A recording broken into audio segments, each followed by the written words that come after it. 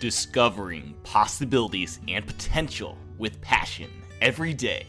This is a TPPN production. This is God's Word, read by Tim Chaten. Genesis chapter 34. One day Dinah, the daughter of Jacob and Leah, went to visit some of the young women who lived in the area. But when the local prince Shechem, son of Hamor the Hivite, saw Dinah, he seized her and raped her. But then he fell in love with her, and he tried to win her affection with tender words. He said to his father Hamor, "Get me this young woman, I want to marry her." Soon Jacob heard that Shechem had defiled his daughter Dinah, but since his sons were out in the fields herding his livestock, he said nothing until they returned. Hamor, Shechem's father, came to discuss the matter with Jacob. Meanwhile, Jacob's sons had come in from the field as soon as they heard what had happened.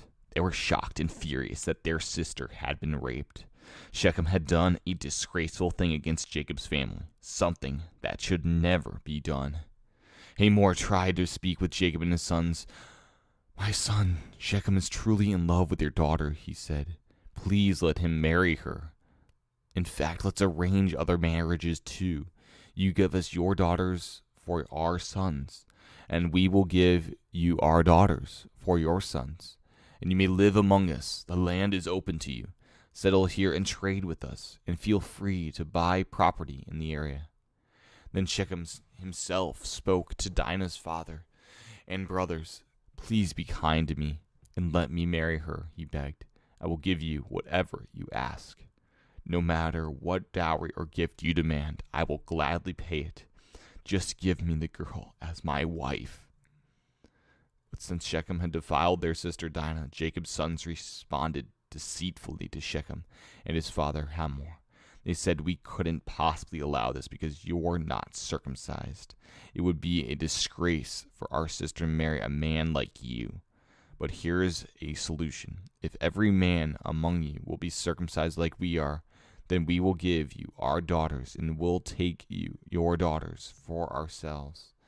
We will live among you and become one people. But if you don't agree to be circumcised, we will take her and be on our way." Hamor and his son Shechem agreed to their proposal.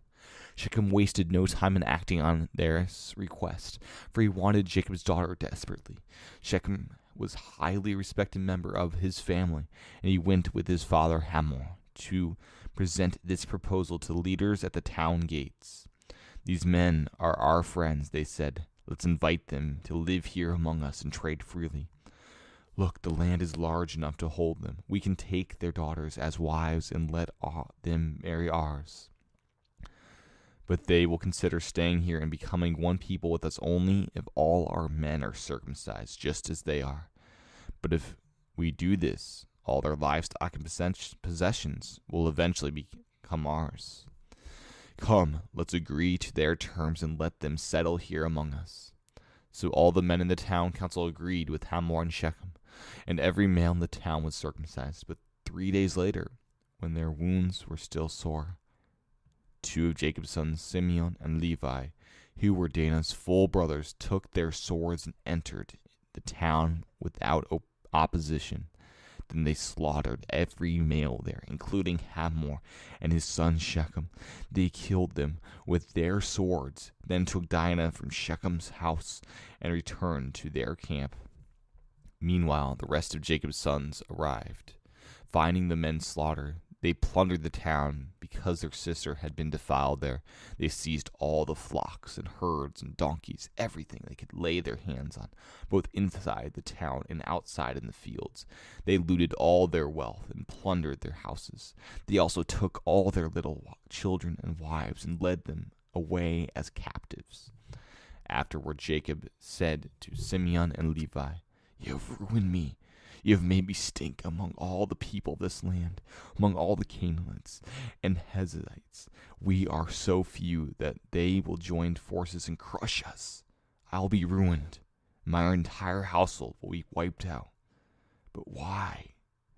We let him treat our sister like a prostitute." they retorted angrily. If you would like to leave feedback, you can do that by going and emailing me at thepossibilitiesnetwork@gmail.com. More information about this podcast and other podcasts can be found at tppn.tv.